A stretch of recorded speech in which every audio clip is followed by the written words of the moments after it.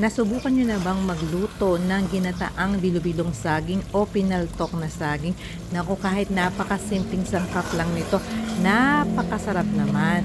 Ito mga sangkap na aking gagamitin sa paggawa ng ginataang bilo-bilong saging o pinaltok na saging. Unang-una nga, itong hilaw na saba ng saging. Akin yung babalatan at pagkatapos akin din kukudkurin gamit yung pangkudkud ng keso. At ito nga, meron din tayong gata ng niyog. Ayan, yung ikalawang gata at pagkatapos yung kakang gata. Meron din tayong biniling maliliit na sago at itong ating segundang asukal. Yan lang ang ating mga kakailanganin para makagawa tayo ng ginataang bilo-bilong saging.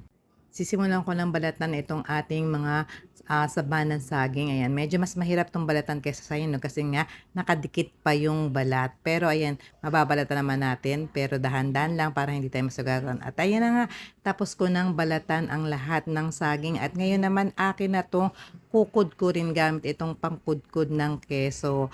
At ayan, natapos ko ng kudkurin lahat.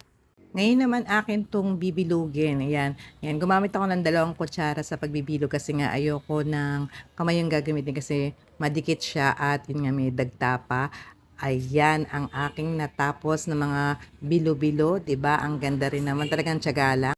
Ilalagay ko na dito sa kaldero itong ating mga gata ng niyog. Bali, pinagsama ko na yung unang gata at ikalawang gata. Pagkatapos, eto, inilalagay ko na rin yung segundang asukal. Ayan, hahaluin ko yan para matunaw yung asukal at saka ko pakukuluin. At yan, pagka kumukulo na yung gata at asukal, yan, pwede nang ilagay yung ating ginawang mga bilo-bilo. Pero yun nga, kailangan isa-isa lang yung paglalagay kasi nga magkakadikit-dikit yan at saka pwede ring madurog kapag ka inilagay natin ng sabay-sabay. Kaya ayan, talagang iisa-isahin mo yung paghuhulog nung ginawa mong bilo-bilo. At ayan na nga, kumukulo na. Nakita nyo, umibabaw din naman yung ginawa nating bilo-bilo. Kasi ibig sabihin, ayan, medyo luto na yan. Kaya nakikita na natin umiibabaw na. At isasama ko na tong binili kong sago na luto na.